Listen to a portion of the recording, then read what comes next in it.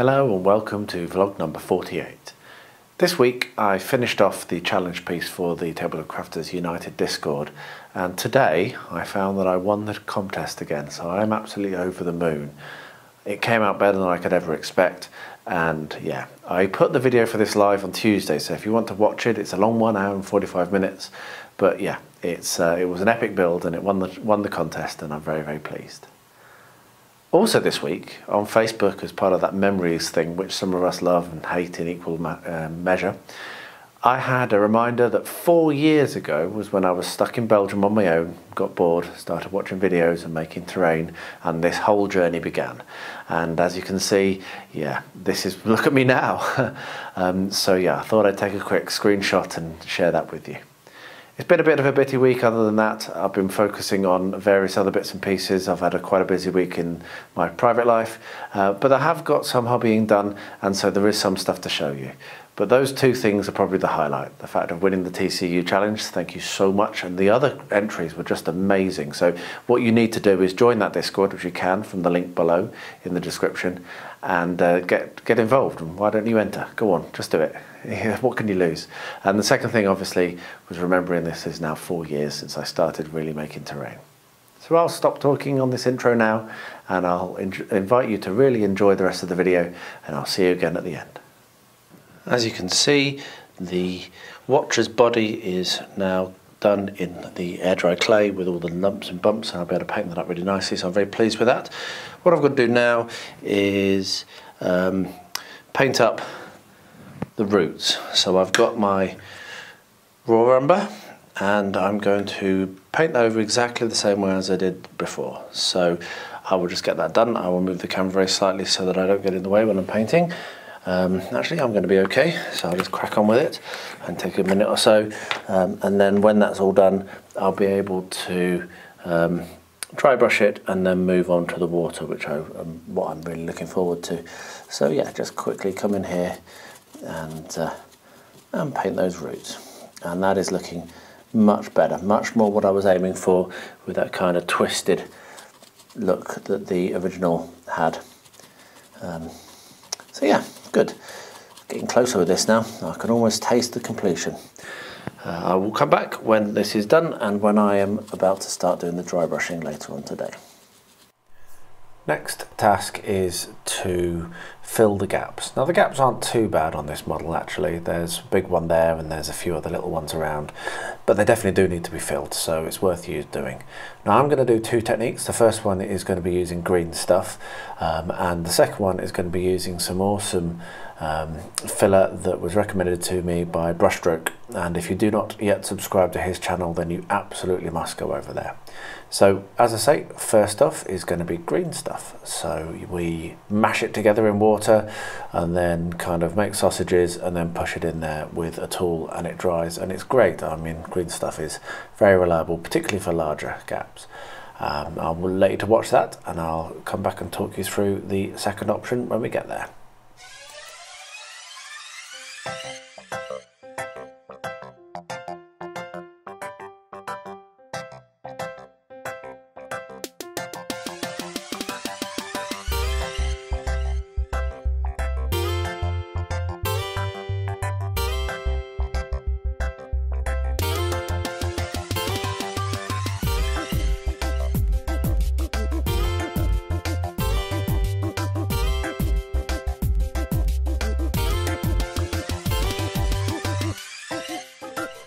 So the second option is the Mr. Hobby Mr. Dissolved Putty, and this is really good for smaller gaps, and I use this for other miniatures, not so much for wargaming miniatures, but if I'm making model aeroplanes or tanks or whatever, then this is really, really good because it really gets into the crack and into the gap, and yeah, it's really easy to use. So you just get an old brush and you paint it in there, and it's good. Now this is a little harder to film because I'm doing it in the small areas around the base of the tentacles, but you can see just how easily it's going on.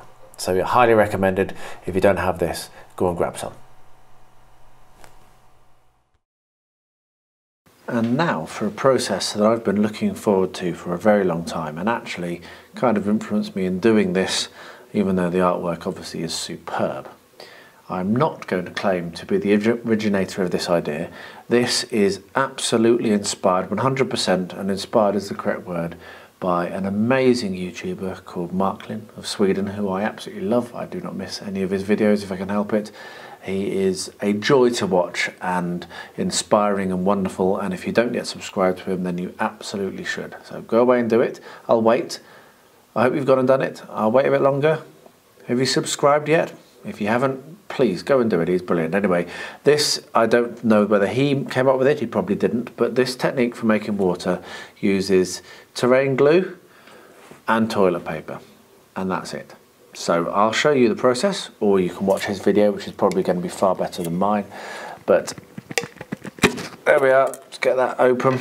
So what we're going to do is you put your PVA down on the surface, and it can be any surface you want.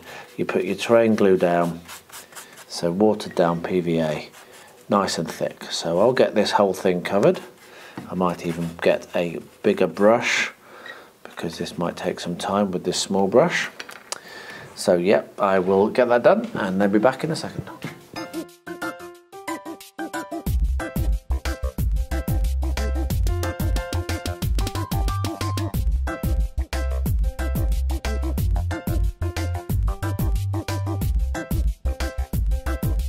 Okay, so once you've done that and you've covered your whole area with the PVA, what you do is you start to lay your toilet paper on top, and then as you're laying your toilet paper on the top, you're going to soak it with the PVA like so. So I will get that done and then be back in a second.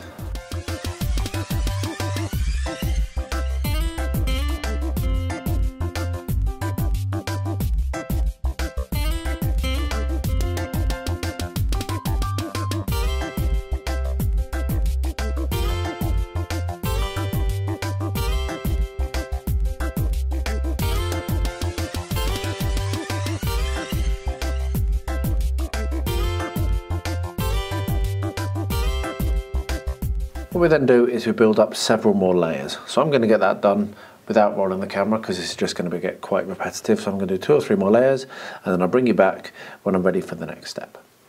I've done a few layers since while I've been not filming, and what I'm now going to be doing is putting the texture on. So I'm going to be using a little bit of my finger just to smooth out, and I'm working to the drawing that I've got that is on my computer screen, which is over behind me. But I can easily come in and put some more PVA on, and I can even add some more of the toilet paper if I wish.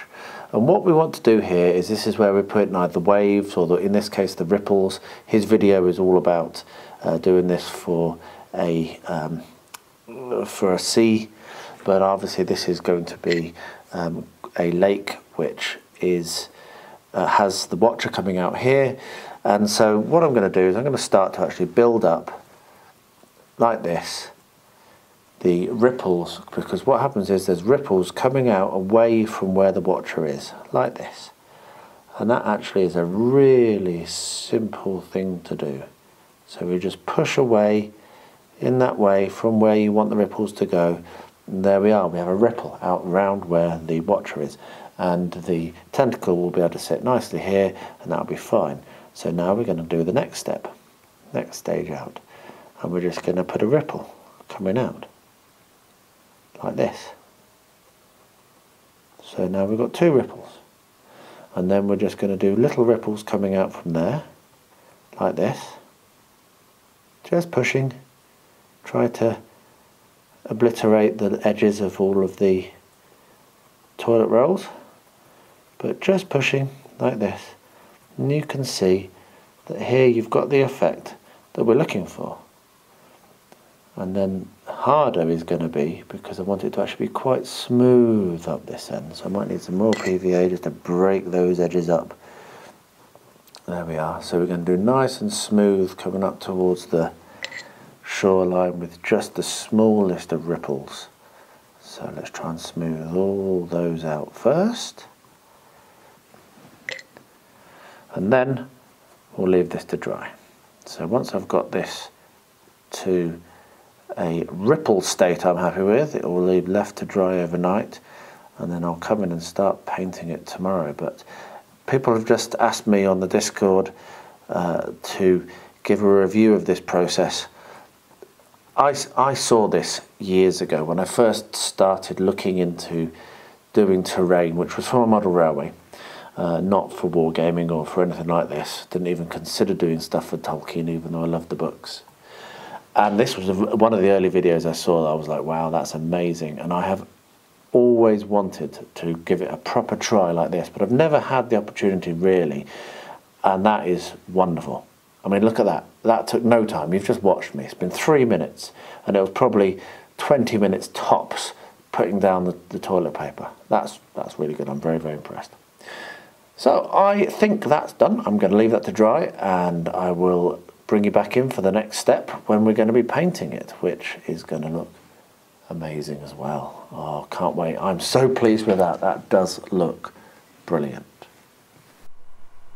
And now we come to priming time. So I'm going to use my standard primer from Vallejo. I'm going to brush paint it on. I've got a little bit of a old plastic from a miniature which I'm using as a dry palette, and I'm just going to brush that on over the entire miniature. This will not all be filmed obviously because that would be a bit dull, but I did take a few different angles, mainly based on wonderful advice from Mr. Benji from Benji's Hobbies. Go and follow him, go and subscribe to him if you haven't already. So yeah, so I'm just going to prime this miniature, and I will let you listen to some music and watch a few angles.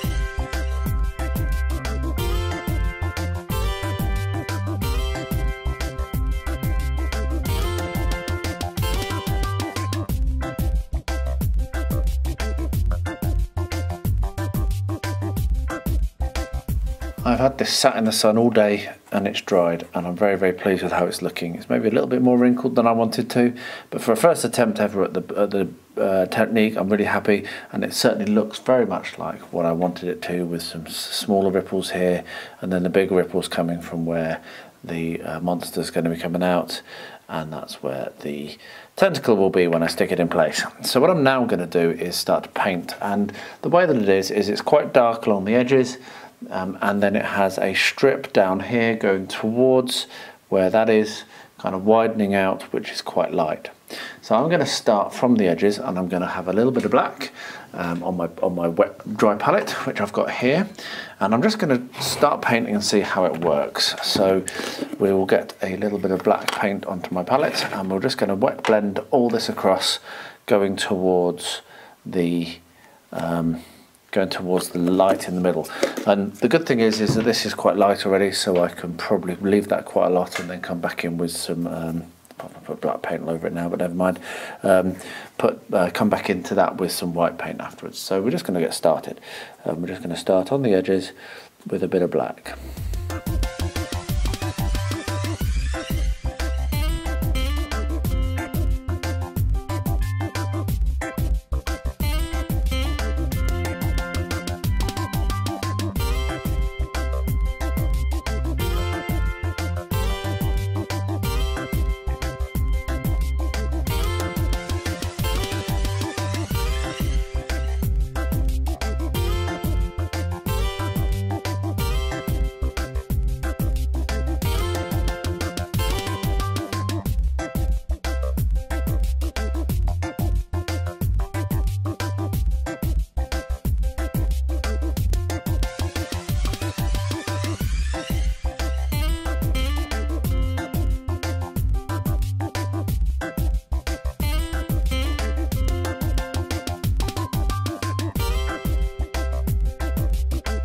There we are.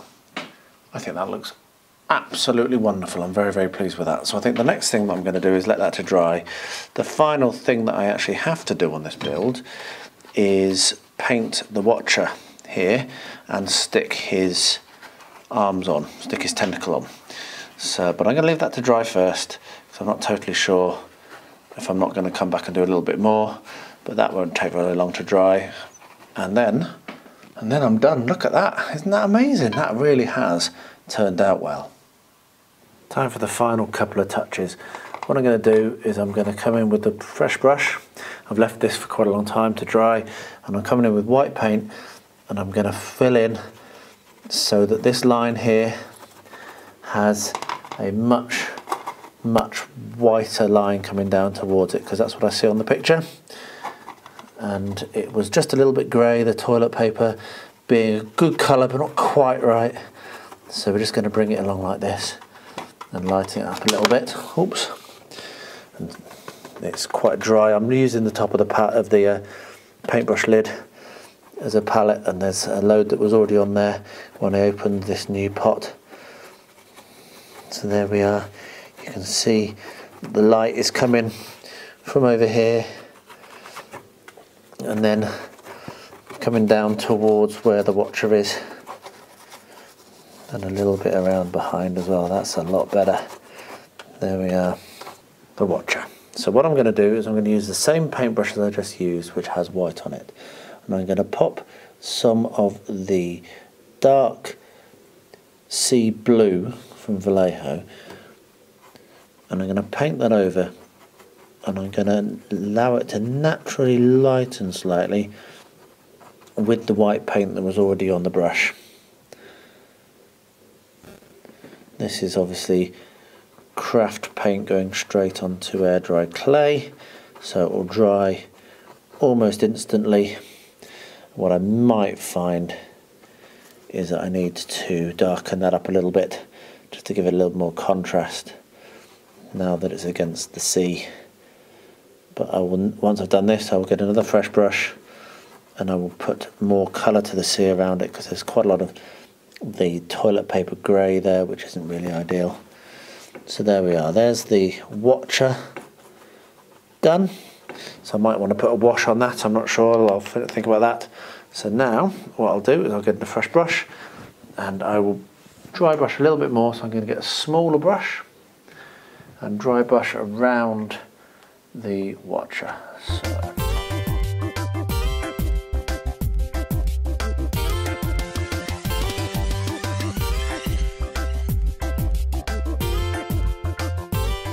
And there we are, the Watcher in the water. So the final step for this, unless I do decide to do the shading, is to get a little bit of PVA and get the tentacle, which is going to sit in just about there, I think. So what we'll do is we'll put some PVA in, like so.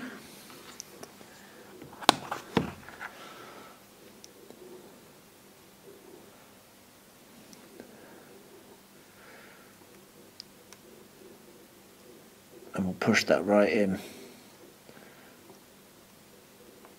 There we are.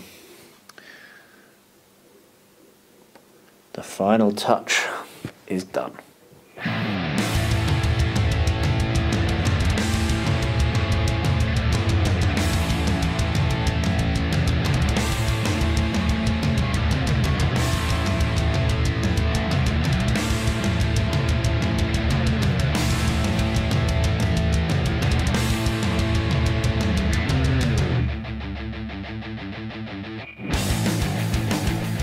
Now it's time to paint this beast. I'm going to first of all put a base coat of dark sea blue, which I absolutely love. It's one of my favourite colours in the Vallejo range. I use it a lot. I'm going to do this quite watered down. I'm going to put it on as a very heavy wash, and then I'll come back later in and put different colours on. This is to it really is a base coat, and there's a lot more to be done. So yeah, I will let you watch for a bit, put some music on, and yeah, it's a I'm enjoying this build a lot. It's not going as quick as I hoped. It's not much of a speed build because it's been going on for a week or two now, but other things have gotten in the way, so at least it is still progressing.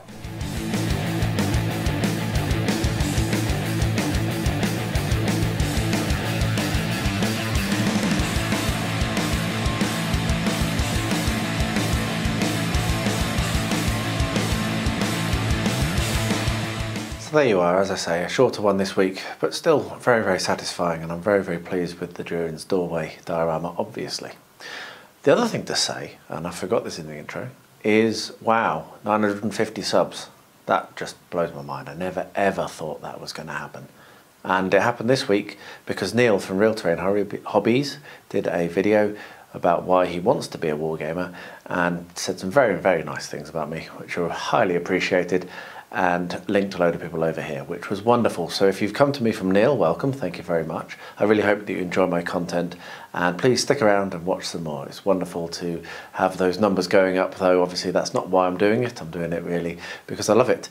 But the fact that other people are enjoying it means a real huge amount to me. So thank you, every single one of you. So I'll wrap that up there. I'll thank you again for watching, and I'll say please stay healthy, stay safe, and stay well.